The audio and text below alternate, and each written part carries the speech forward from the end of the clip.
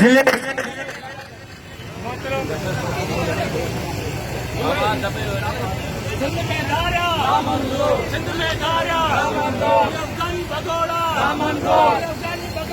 नामंजूर हाणे जिले सांगड़ के सदर के साहब के गुजारिश तो वो अचन पांचो खिताब कर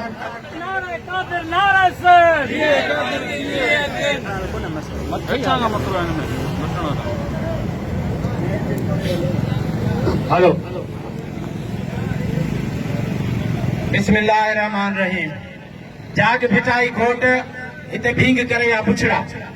जाग भिटाई घोट हिते भींग करे या बुछड़ा हुई का हरामिन के अंदर मंज खोट दई असा के ओट मजहब जी मारे गया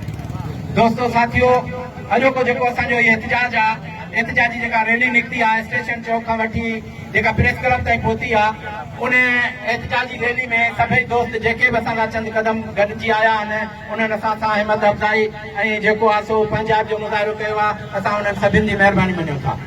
उनखां पोइ असांजो अॼु मुतालबो छा आहे असांजो मुतालबो सिर्फ़ु हिकिड़ी पॉइंट आहे पॉइंट उहा इहा आहे त सिंध में जेके अफ़गानी गैर क़ानूनी रहिया पिया आहिनि फिलफोर उन्हनि खे कढियो वञे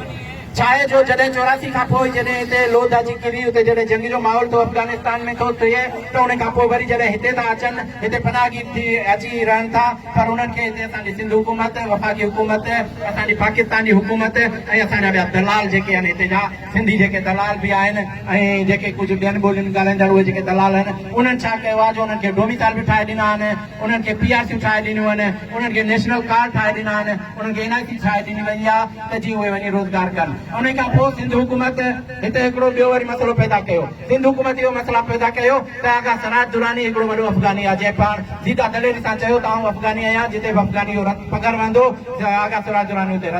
रत वाईंदो लानत आगा सराज दुरानी तुंहिंजे मुंहं में जेको तूं चवीं थो तोखे हिते आला उहिदनि ताईं पहुचायो आहे तोखे आला उहिदनि ताईं सिंध जी क़ौम पहुचायो आहे सिंधी माण्हुनि पहुचायो आहे सिंधियुनि माण्हुनि वोट ॾेई तोखे हिते पहुचायो आहे अॼु तूं दलाल थी बीही थो अफ़गानियुनि जो तोखे शर्म अचणु खपे उन खां पोइ आसिफ ज़रदारी तूं असांखे फ़लस्तीन करणु चाहीं थो तूं असांखे फ़लस्तीन करणु चाहीं थो वोट जी कुझु सीटुनि जी लालच में वोट जी कुझु सीटुनि जी लालच में तूं उन्हनि खे नंढा नंढा मफ़ाद सोचे तूं असांखे फ़लस्तीन करणु चाहीं थो पर असां जेसिताईं डॉक्टर कादिर मसीह क़यादत में कॾहिं बि असां फ़लस्तीन थियणु न ॾींदासीं कॾहिं बि तोखे इसराइल थियणु न ॾींदासीं हीउ सिंध जो माण्हू आहे हीउ सिंध जो शौर माण्हू रखे थो उहो सम्झे थो तव्हां सिंध जा दुश्मन आहियो पर हींअर तव्हां हुकूमत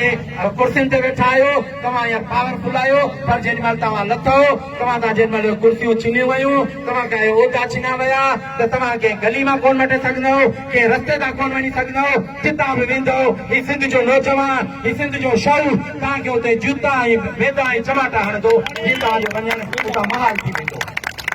उन खां पोइ तव्हां ॾिसो कोन था त असांखे डेली हिते अफ़गानी जेको सीधा दलेरी सां हिते लाश था ॾियनि हींअर उन्हनि छा कयो आहे सिंध हुकूमत तव्हांखे शर्म अचणु खपे जेका तव्हां कराची ऐं हैदराबाद में बस सर्विस शुरू कई आहे उन्हनि में कंडक्टर ड्राइवर उहे सभु तव्हां अफ़गानी भर्ती कया ॿुड़ी नथा नी मरो उनजो बिहेवियर ॾिठो आहे तव्हां पंहिंजी नियाणियुनि सां उन्हनि सिंध में जेके उर्दू रहनि था उन्हनि जी नियाणियुनि सां सिंध में जेके पंजाबी रहनि था उन्हनि जी नियाणियुनि सां सिंध में जेके सिंधी रहनि था उन जी नियाणियुनि सां सिंध में जेके बलोच रहनि था उन जी नियाणियुनि सां तव्हां उनजो बिहेवियर त ॾिसो तव्हां खोड़ सारा इहो वीडियो ॾिठा हूंदा तव्हां सभई माण्हू फेसबुक हलायो था तव्हांखे पोइ ॾिसण में कोन थो अचे केरु आवाज़ कोन थो उथारे इहो आवाज़ इन करे कोन थो उथारे तव्हां लुटिया पिया आहियो तव्हांजा ज़हन तव्हांजा ज़मीर मरी चुका आहिनि नंढड़ी नंढड़ी लालच ते पोइ तव्हांखे MP MLA नलको थो ॾेई छॾे 1500 वारो तव्हां उन ते ख़ुशि थी था वञो नंढड़ी नाली थो ॾेई छॾे तव्हां उन ते ख़ुशि थी था वञो पर न पंहिंजा असल मक़ासद ॿिया आहिनि पाण खे इहे नलका इहे नालियूं इहे पाण खे न खपनि पाण खे खपे सिंध आज़ाद खपे सिंध सां जेका वेसाघाती थिए पई उहा बंदि थियणु खपे सिंध सां जेके नाइंसाफ़ियूं थियनि पियूं उहे बंदि थियणु खपनि असांजा इहे पुरज़ोर मुतालबा आहिनि त इहे जेके ज़ुल्म थियनि पिया इहे सिंध सां बंदि करणु खपनि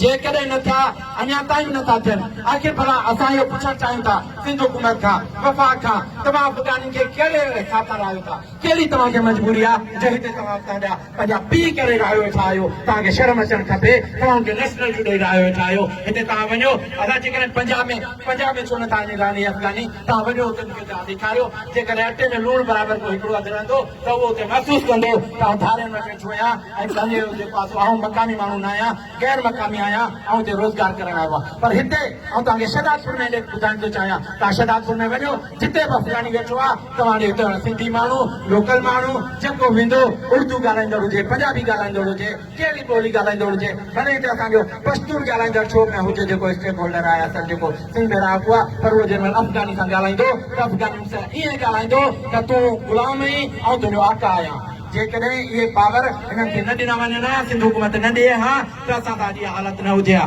असां मुतालबो कयूं था त 3 जून ते हुननि जो मुद्दो जेको आहे जॾहिं 3 जून ते थी चुको आहे त पोइ आख़िर कहिड़ी मजबूरी आहे सिंध हुकूमत जी राय अदा छा आहे असां मुस्लमान आहियूं असां मुस्लमान असां वटि सऊदी अरब खां वॾो को मुस्लमान मुल्क आहे छा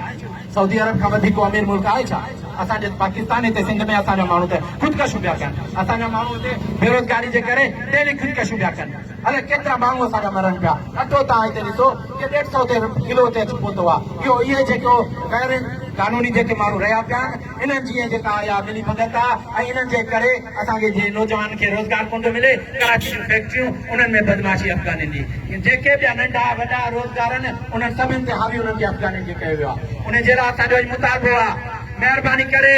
आसिफ ज़रदारी शहबाज शरीफ बिलावल ज़रदारी असां तव्हां सां मुतालबो कयूं था शहदादपुर जे प्रेस क्लब ते जेकॾहिं तव्हां हिन अफगानी भगोड़नि खे हिन पंहिंजे सिंध मां निकाली न ॾिनी त असां तव्हांखे ॿुधायूं था डॉक्टर कादिर मंसी जी क़यादत में हर रोज़ रस्तो ब्लॉक हूंदो किताब तव्हांखे मटण न ॾींदासीं पोइ या तव्हां रहो या तव्हां अफगानियुनि खे रहियो असां भली तव्हां कहिड़ा मुहिदनि ते हुजो डॉक्टर कादिर मंसी उहो लीडर आहे उहो हिमत वारो बहादुर लीडर आहे जेको तव्हांजी रस्ता रोक करे सघे थो हुनजा एतिरा कारकुन मज़बूत आहिनि हुनजा एतिरा कारकुन बुलेर आहिनि हुनजा एतिरा कारकुन हिमत वारा आहिनि जो डॉक्टर साहिब रुॻो ऐलान करे छॾे ऐं यकीन सां चवां थो जेकॾहिं अॼु ऐलान थिए अॼु शहदादपुर जा रोड रस्ता पार हितां जेको आहे बंदि हूंदा ऐं किथां बि हिननि खे बहाली जे लाइ रस्तो न मिलंदो ऐं जेके बि चूंडियल नुमाइंदा आहिनि उन्हनि जो घर जो घेराव करे उन्हनि जे घरनि जे असां तबाह करे सघूं था ही कारकुन आहिनि STP जा डॉक्टर कादिर मंसी जा कफन पोश कारकुन आहिनि सो असांजो अॼु इहो मुतालबो आहे 3 जून ते हिन जो मुद्दो पूरो थी चुको आहे ऐं महिरबानी करे हिननि खे वापसि उमारियो वञे वापसि उमारण खां पोइ तव्हां ॾिसो त सिंध में तश्कील नओं थी वेंदी असांजा सिंधी माण्हू रोज़गार खे लॻी वेंदा असांजा सिंधी माण्हू बाक़ाइदे पंहिंजे पेरनि ते बीह वेंदा असांजो मुतालबो आहे महिरबानी करे इन्हनि खे जेको आहे सो पंहिंजे मुल्क माण्हू वञे अफगानिस्तान जा हींअर माहौल बहितर आहिनि न को हींअर जंग जी सूरत हाल आहे न को ॿियो माहौल आहे महिरबानी करे हिन खे वापसि मोकिलियो वञे जीअं डॉक्टर कादिर मंसी जीअं सिंध जो पोड़े तबाह ऐं असां हिकिड़ो थोरी ॻाल्हि ॿी बि करणु चाहियूं था असां हिते पुलिस इंतज़ामिया जेका असांखे असांजी रैली खे किथे बि डिस्टर्ब थियण न ॾिनो आहे उन जेको इंतज़ाम संभालियो आहे असां उन्हनि खे बि शाबाश ॾियूं था असां उन्हनि जा थोराइता आहियूं ऐं उन खां पोइ ट्रैफिक वारा जिन बि दोस्तनि असांजी रैली खे असांखे सुठो रस्तो करे पैदा करे ॾिनो आहे असां उन्हनि जा शुक्रगुज़ार आहियूं छो जो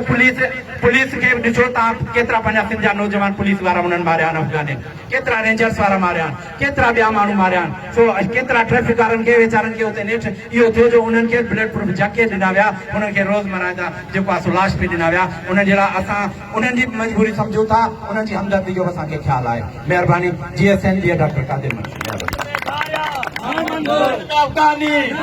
सिंध में अफगानी सिंध में दारिया बिहारी बगोला असां ही अॼु जी रैली जो इख़्तिताम कयो